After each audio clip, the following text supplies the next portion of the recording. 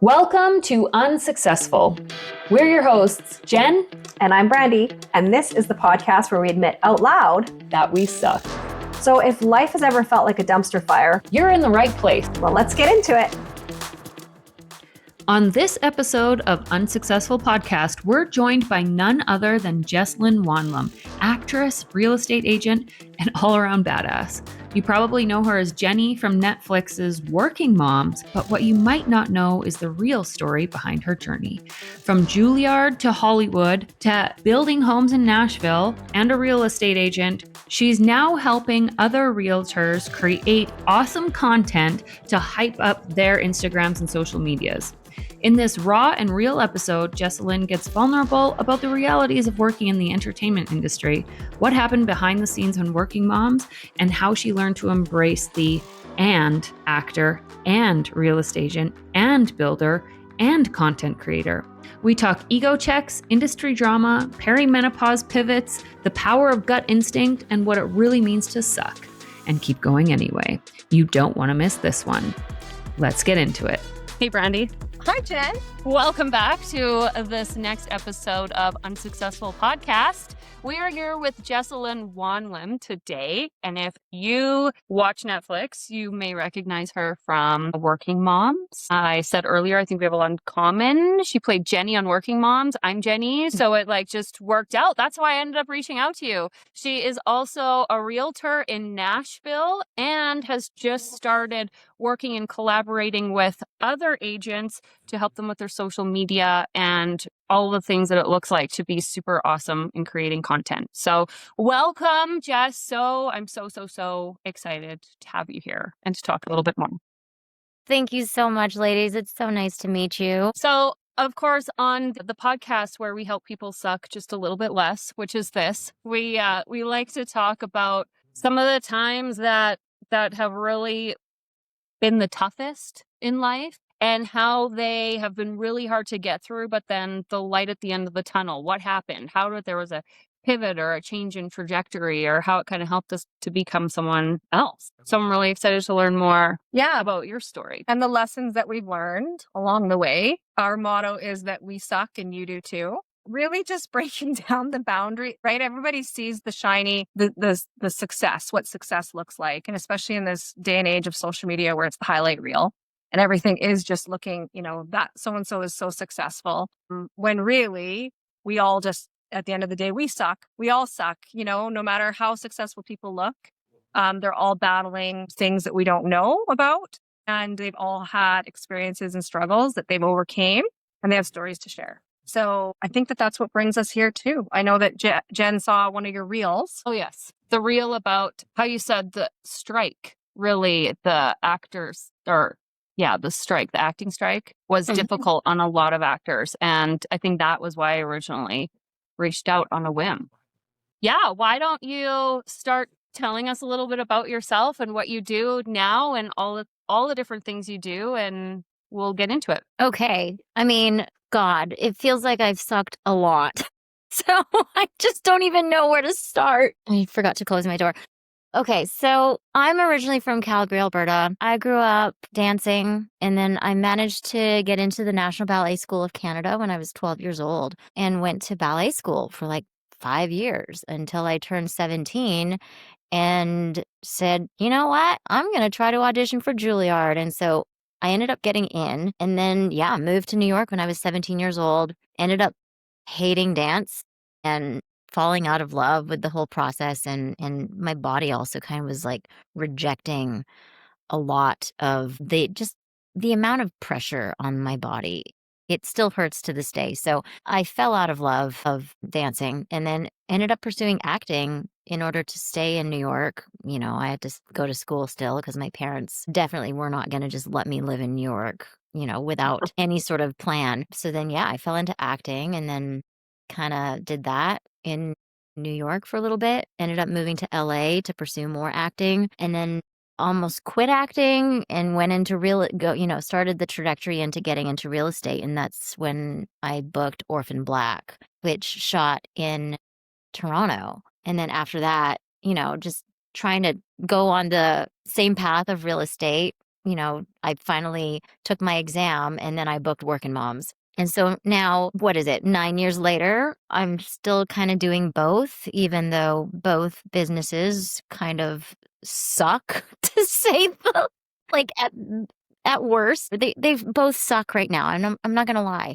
And yeah, so this is where I'm at. And I feel like I'm gonna be 43 and I'm kind of maybe taking a new transition into a world of where, I want to be collaborative and help with people's identity online, I guess. Is that a thing? I don't know. Anyway, Yeah, yeah, that's the short spiel.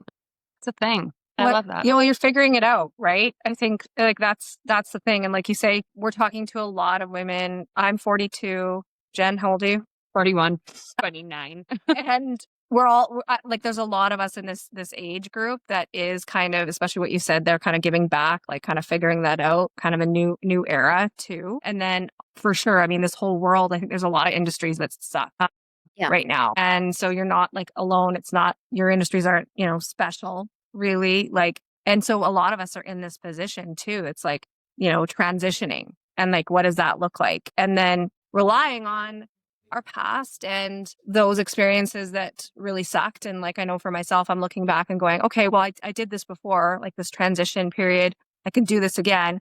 But now it just seems a little different too, right? Isn't it more daunting at this age? It feels like failure would be like worse because, you built up this whole life. Being in your 40s, you kind of just get to the point where you're like, I don't think this is making me happy. But if I take this big risk and it fails, then like, oh my God, like, how am I going to feel? And how is my family that I'm supposed to, show up for? How is that going to impact them too? So there's just so many things that you have to think about because it's not just about you anymore, Yeah. I hugely. I was thinking about that actually this morning, and I've always been, it's never too late. It's never too late to start your new career, and really it's not. But I almost feel like, and maybe it's the perimenopause cynicism that comes in or something like that. I don't know, but it's like, oh, that just sounds exhausting. But I don't want to keep doing what I'm doing because that sounds exhausting too. And it was tough. Like there's a few years where I had no clarity and just kind of picking at different things. And I think I'm still in there. I'm still trying a lot of different stuff out. Yeah, I would agree. And that's one thing I noticed. If you go and follow Jess's Instagram, can you remind everybody what it is, Jess? So my real estate one is just Jess in Nashville, which Jess in Nashville. I'm building that platform more than I've forgotten about my other one completely, really, even though, that one is my personal one and that's people know me from the show. But like with this one, I kind of like taken on this new persona and I'm just building it and trying to see where it goes. And it's been so fun. So yeah, anyway, just in Nashville. Yeah, well, and that's exactly it. Like you're incredible with content. It was so much fun. I like love watching you. Thank you. But what I've like noticed is you like really embracing the and, like, it's like real estate and acting and, this, and you're really like breaking barriers there, I think, for a lot of people. Jen and I are very, very much, we embrace the and, which can sometimes, I think like that's where she's saying too, like in transition and even before we started recording, Jess, you're talking about, I do this and this. And this and this. And there's this like old thought that the and should be embraced, that you're doing it wrong if you're doing all of these things. So I don't know. Anyway, if you want to talk a little bit about that and your journey and what that looks like. The whole and thing is so prevalent in the acting world because, everybody's of the mindset like, well, if you see yourself doing something else, then don't pursue acting because, get out and don't struggle. All of this stuff. But like as an actor, I was always trying to, support myself, pay the bills, pay the rent, all of that stuff. So I would have to force myself to do other things. And then the older you get, you're like, oh, well, I can't be bartending all my life. Let me try to figure out how to do that. Okay, so then let's get into real estate. oh, but here we are. Like, I thought I was going to quit acting and then that didn't happen. So now I'm doing both. So, up until very recently, I separated the two. I didn't know I didn't feel comfortable with myself saying, well, I'm an actor, but I'm also a real estate. And then people in real estate not taking me seriously because I'm an actor on a show. So I worked so hard to have two different lanes of life. And then I just realized, you know what? I'm so tired. I can't perform in either world at my best without the other part of me shining through in some regard. So now it's just like, this is who I am. These are the things I do. Yeah. And I also build houses. Oh, yeah. And like there's just so many things that define who I am outside of like the things that I do on top of it too. So yeah, I've stopped fighting it. And I'm so pissed at myself for not finding this earlier, but I think that's what happens when you're going through perimenopause. The 40-year-old transition. Totally. Mine started like at 39 and it's so funny just how I've changed. Same thing. Like you think that you're defined by these things that you do. And it's so challenging for me when I walk into a room and I meet new people. And the first thing is, what do you do? Or else you're introduced as Jen, the tiny home lady. And now it's even, she used to work at Avonlea, where I used to work 10 years ago. You'd Right. know her from here, right? And I'm like, yeah, but how else do you relate to people? How else do you say, this is Jen. She's super funny. She's on Instagram a lot in her pajamas in her living room, but that's what makes her super fun. It's so weird that that's what you need to do to fit in is you have to define yourself by Yeah. I think we need to stop asking people what they do yeah. because it can trigger me personally. If somebody asks me that, I'm just like, is there anything else you want to know? Like, honestly. And so what I've learned, I need to find this woman. I need to share this page with you, but she's fantastic. Instead of asking somebody what you do, say, what are you doing right now that's exciting? Like, what's exciting you at the moment? What are you currently working on that's really exciting? And then that like leads into so many other things that you can talk about outside of the job that pays your bills. You know what I mean? Like, people asking me, I'm triggered when somebody asks me, so what's next? Yeah. And I'm like, I don't know how else to answer that. That's not sounding like a bitch because I'm just like, well, I'm fucking unemployed as an actor. Sorry if I swear a lot. Oh, yes, you're good. You're in good But company. right, what's next? I'm trying to like find happiness in everything I'm doing right now. That's what's next. What do you want me to say? Yeah. What's next for you? Yeah. The Was that- barista at Starbucks. What's next for you? I really like that. Mine is, so you busy, you got a lot of jobs lined up. And I'm like, well, and it's kind of like what's next? And for me, I'm like, yeah, I'm working on 2.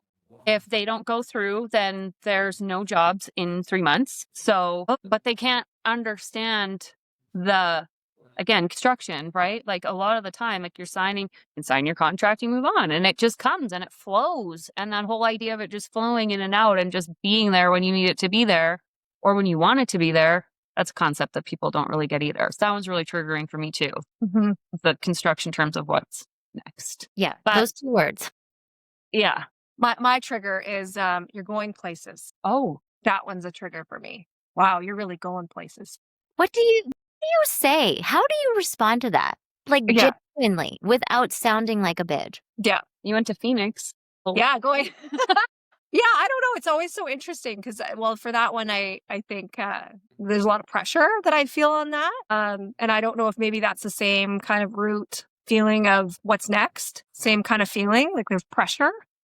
Mm-hmm. It's like pressure to perform. Yeah, I can see that. Right? I don't know. Yeah, no, I mean, I think it's all we need to like change our language and communication skills fully because we need to unlearn all of these things of what people expect of us and just accepting people where they are in the moment. Absolutely. Yeah, where you meet them. And that's been a big thing in my brain. We went to a wedding this summer in Kelowna and we were sitting at this table and you don't know any of them. And I'm sitting there thinking, I don't even know, they all knew each other except for me and my hubby sitting together. And as we started to talk, I was like, okay, well, how long have you known the bride and groom? I'm like, oh, that's a great question. Okay. So yeah, let's talk about them for a while. We played ball together and we did this, that, and the other. But it was really uncomfortable to sit there and not, because I'm aware of it also, and trying to not ask, so what do you do? What do you do for work? Okay. And then the judgments that go. Later, I found out that we were actually quite a few entrepreneurs at a table, it was like we were the entrepreneur table at the wedding. And the groom said, how did you like them? They have this landscaping company. And I was like, you know what? We didn't even talk about that at the table, but we did have a lot of laughs. So it was pretty cool. Now, I see a lot of your videos on Instagram about building and developing. And I love that because that is my background also. Tell us about that. So that's kind of you sell houses and you develop, like, what are you guys doing as far as projects? Okay, so right now we have 3 active development projects going on. Me and my husband, we got really excited about the Nashville market, specifically in the neighborhood that we live in, which is kind of like, well, we live south of a place called 12 South, and 12 South is probably one of the most booming areas, neighborhoods that like houses sell. There's always a guarantee that somebody's going to buy the house. It's just a matter of what price point. So the houses we end up building on the lots, we buy the lot, and there's an opportunity with some of the zoning that you can actually build 2 on a lot. So that's our business model, where we really only focus on homes that are probably under $1.8 million. I know that's like a lot of money, but for here, Nashville, there's so much money. It's disgusting. Yeah, but that price point seems to be very feasible for a lot of people. Weird. Anyway, so yeah, we started probably, I want to say maybe 4 years ago was our first project next door to us. And, it took a lot of learning, trials and tribulations on like who to work with, how much money, like budget wise. So yeah, we've been, I feel like 1, 2, 3, 4, 5. So we've done 7. So this is our 5th, 6th, and 7th home properties that we're working on. And it's just so fun because I'm more of like functional floor plan than anything. I thought I wanted to do more of the design, which I still love doing. But what excites me about these projects is I envision a floor plan and I see it through, and it just has to make all the sense in the world in terms of like spatial planning. So that's kind of like in the world of construction, that's my sweet spot, is finding, the form and the function in the house, making it super practical. I love that. I agree. I fully agree. There's nothing worse than walking into a house that doesn't flow, Yeah. right? Absolutely. And not for nothing. And there's actually a lot of female builders in Nashville, but like when it comes to some of these homes that these men are building, I'm like, who built this? Like, you're building for the wifey. Let's be a little bit more practical with some of this stuff that you're doing. Like, it's just, there's so much noise. And yeah, I just want to bring it back to the basics. I have open pantry. It's not even an open pantry. There's a door on the pantry and it's like wire shelving. And this is a new build. The builder that I used to work for built it about a year or 2 after I quit working there. So she's PS after she quit working after I quit working there. This home is one of my designs. This was one of the last ones that I designed before I left the builder. But they have it so that you walk through the pantry and it's just open. So you see all the food and you just see the cereal. You see the kids' snacks. You see all the stuff. And it's my biggest pet peeve in this house because I'm like, I don't want to see the food. I don't want to see the snacks all the time. Anytime I walk that way, I see the food. It's the most like worst. It just annoys you. It annoys the ever-loving shit out of me. And I'm sure you're not like, you're not the type A that has everything in its place, because I know people like that. And I'm like, I tried and it's not me. And I've redone my pantry maybe 6 times and I've failed miserably because I live with 2 guys, my son and my husband. Yeah. And is stuff clean? Never. So I've given. It needs to be hidden. Like, it just needs to have doors on it. So anyway, that's the project. There will be cabinets ordered and like drawers and stuff because it's not. And I just don't want to see the stuff anymore. But I know that's my tangent. That's how I feel. Walk-through pantries are great, except for that. But no, that's super cool. And I love that side too. Like I said, I feel like the more we're chatting, not only are we a bunch of Alberta girlies here, but there's a lot in common. I just don't have the actress dancer side. I could try ballet, but I don't know. So Jess, you talked a little bit in the beginning about how you've sucked. Yep. Tell us if there's something that comes to mind about, times that have sucked or you've sucked and how you overcome it. Okay. I think I can probably tell this story safely without getting in trouble anymore. I like this. I like the preamble. Let me preface this. Workin Moms paved the way for a lot of opportunity. It's one of those things that I'm so grateful for the job. If I told you I was fired after season 1, would you believe me? No. Okay. So I was, because I said no to nudity, which in turn made me feel like I sucked because I wasn't a team player. It led to a lot of tension and contention and my contract being stripped from me after the first season. And what ended up transpiring, and here's the thing, I respect everybody that I work with. And, we all ended on the greatest, terms, whatnot. So building from that, I could have chosen, because they did say, we're not renewing your option, but we want you back as a recurring because obviously you're a part of the show. So, negotiating that deal and everything, we decided, okay, I'll come back. But I had a part of me was like, how do I operate from this world of you don't want me anymore, but you need me in some regard? But how do I make myself feel like I am still worthy of being here? Because it felt like I was just like, it was like a punch in the face, but come back, like how do you fight through all of that noise? And I made every intention to show up as professional as possible, like showing up on time, memorizing my lines, hitting my mark, doing all the things that you're expecting of me, right? Like that expectation was already there. So if anything, that is what I can deliver on. We don't necessarily have to play nice if that's not your jam or whatnot. But like season 2 went by.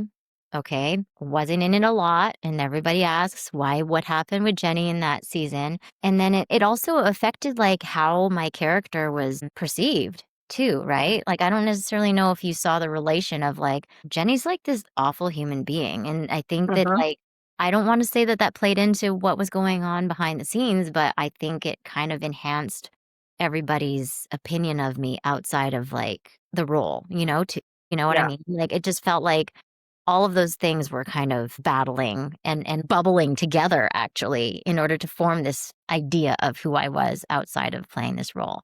So needless to say, I worked my ass off to show them that I'm a professional and that's what they're hiring me to do. And that's what they really appreciated of me. And then they started bringing me back more as the seasons progressed. But like, that could have gone a whole other way if I like harped on the fact that, oh, they fired me. Like if that was my thing, that I don't think my run on the show would have actually been as long as it did, and it would never have endured all 7 seasons. So yeah, that was like a really messed up situation, but I kind of had to take it in strides, and I'm really grateful that I like fought my ego in a way and was able to like overcome and, build these relationships in a way that I wanted to, and that I'm so grateful that we did, So yeah.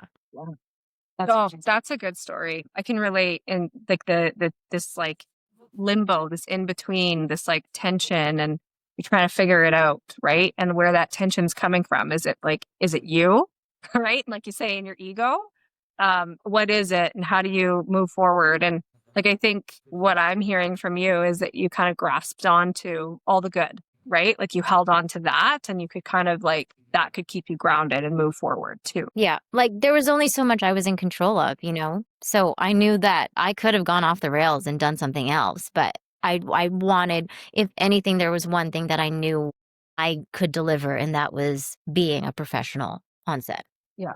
If you would have let your ego take over, and if you would have, had a weak moment, what would it have looked like for you on set? Like, what did your crazy inner roommate inside your brain want? I mean, a part of me was like, oh my God, I'm just not going to shake anybody's hand. Like, I was just like, I'm going to stoop to this level and blah, blah, blah. And I was like, that's not me either, because I'm a Virgo. I want everybody to like me, God damn it. Like, this is just my personality. I aim to please. And if it was one of those situations where it wasn't reciprocated, I think it would have been different. But because everybody was there for the same reason and the same intention of just getting the job done, it all worked out.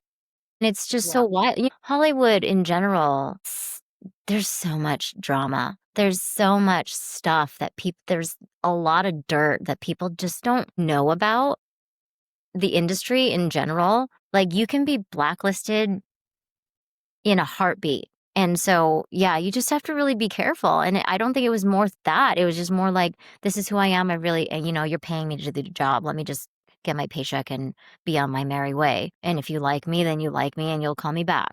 So that was my mentality. And that kind of like defined how I actually operate in general in every aspect of my life, where, I'm not gonna spite you, but I'll remember if you do spite me. I'm not going to shake your hand. I'm not gonna shake your hand. I haven't watched it. I haven't watched Workin Moms, so now I need to go and watch it. Yeah. And then now I'm gonna it's gonna be interesting having this conversation. I think it's kind of cool that I get the privilege of that. Yeah. But it's interesting that you brought up about the character, because I looked up, what people were saying about your character that you played. And that's always interesting when you play somebody that not everybody loves, they don't like how that's kind of was like the vibe that I got, is that your character, caused some tension there for people. How did you feel about that? Like, playing the character, I think it'd be kind of fun, but like personally and after. And well, I mean, the struggle is people being able to differentiate that that's a fictional character as opposed to I'm a real human being. So the fact that people were telling me that I needed to die or that I should be fired from the job, like all of those things, I can only be affected by them to a certain degree, because, these are troll monsters that have nothing better to do with their lives than to like put other people down through words, like in this day and age that happens so frequently, and everybody gets bullied to a certain extent. Like, even, I don't know if you're paying attention to this whole like Sydney Sweeney, American Eagles. Absolutely. Yep. Like, the woman was hired as a brand ambassador and she's being paid money for a script that she didn't write. Leave the girl alone. Leave whatever politics. I don't care who people voted for or whatnot, but like the fact that people stoop to such a level that they feel it's so healthy for them to put that energy out there it baffles me. And, sometimes, I let it hit me personally. I'm like, oh, wow, that's what people really think of me. But at the end of the day, I was just like, you guys have no idea what it would take to get to the place that I got to play that role. Like, I worked so hard, and for you to discredit everything just because this character is an awful human being. There has to be something to be said about the fact that, like, if you dislike what you're seeing on TV, then there's something inside of you that actually resonates with what's going on in that person too. So you can probably relate more to Jenny's character than you actually want to admit. But to save face, you're just going to say, you know what? She's awful because of the way she treated people. Yeah. It's just easier, right? Absolutely. Instead of looking inward at the triggers, which not nobody. I mean, it's a slow shift that needs to happen in society and civilization. And maybe it's happening, but I don't know. Yeah. Like, words hurt, man. Like, just absolutely put that shit out there. That energy just doesn't serve anybody. Like, I just start saying, well, it paid my bills, so congratulations. Yeah. I don't know. I know. I was wondering that same thing, if it was hard for you is it hard for you to, like, did you have, like, how hard is it? How hard is it to be able to turn that off? Like, I will stew on something and like almost fixate on it until all of a sudden I'm like, okay, I have to get over this kind of thing. Like, some things will bother me and I'll do that. Do you have... I mean, a lot of therapy. Yeah. A lot of, support and community within people that just, know who you are. I think anybody that puts you down as opposed to lifts you up doesn't have any right to be in your presence. Like, I need to shift my energy towards people that actually make me feel better about myself after walking away from a conversation. It's the same with like going out with a certain group of people. If you feel less than after the fact, then what purpose was it for you? And should you reevaluate how these people function in your life and how you operate? So it makes it easier the more older you get. I love how aging, like all of a sudden, it does make you wiser, right? But like Weird. makes you have to choose. You're like, I don't have time for this noise. Let me just focus on the people that bring love, energy, like support and all of that stuff. And I'm just gonna move towards that as opposed to this other thing that's like, yeah, it brings up a lot of insecurities, but at the end of the day, it's not serving me. So Well, and you're human, right? I think like that's kind of the whole basis of this entire podcast is, we suck and you do too, because just kind of leveling the playing field. At the end of the day, we're all human. lead with love. There's one thing that I always like emulate in my characters that I audition for. Everything is from a big open heart like that. And that's how I want to operate in life as well. Because it's what you put out is what you get back. Absolutely. Isn't that the golden rule? Yeah. Right? Treat others the way you want to be treated, but it's Energetic. it's an energy exchange, right? Yeah. Is that what Yes. that's golden rule? Yeah, that's the golden rule. There you go. Sure. There's a name for Do it. unto others as you would have them do unto Unto you. you. If you want to, I don't know. Yeah. Then there's the silver rule. Oh, I'm a big fan of the silver rule. Do you know what the silver rule is, Jess? Nope. It's I believe, Buddhist philosophy. I like basically minored in religious studies in university. So anywho, I don't remember if it was Buddhism. It's this concept of similar to the golden rule, but it's a little bit kind of flipped in that it's not do unto others as you would have done to yourself, but do unto others as they would want them to do. Like it's much more, I really didn't explain that well, but it's just much more thinking about that person in front of you. And a great example is, okay, so you show up at a dinner party and your favorite wine is a red Merlot. Okay. And so the golden rule would be like, you bring the red Merlot to the dinner party because that's your favorite wine. But instead the silver rule is, oh, well, maybe the host, loves a nice crisp Pinot Grigio, right? So that's what you bring instead. So anyway, that's my silver rule. I love it. Right. I know. Isn't it great? I don't know. I've always been when I first heard that, I'll never forget it. I was like, ooh, that's way more my jam. Yeah. Anyway. She's drinking out of a jar. She's drinking out of a jar just like us. Oh, sorry. Yeah, no. Pasta sauces end up for. I know. They make the best cups. They make the best cups. honestly. Yeah. Like giant. Yeah. It's actually, I think it's spaghetti. I or love pickles. I love jarred glasses. I know. I don't know what it is. I'm so glad. I don't like when the sticker can't come off, though. The worst. Goo gone. Worse. I had one with the sticker still on it in with the glasses and I pulled it out and another one came attached to Oh. it and I like actually caught it. Thank God, because it came flying off and Jen, I don't know if you know this, that I have a sticker phobia. Did you know that? no. What is this? Just like, what is a sticker phobia? I do. It's a weird thing. It's called picatophobia. I don't even know. It's like a phobia.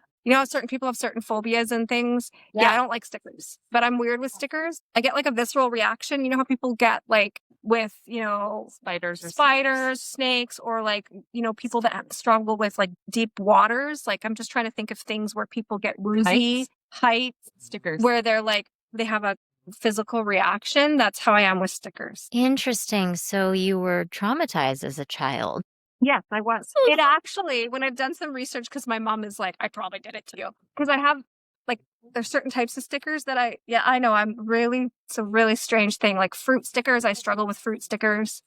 Ones that smell like scratch. No. The code on the fruit. The code.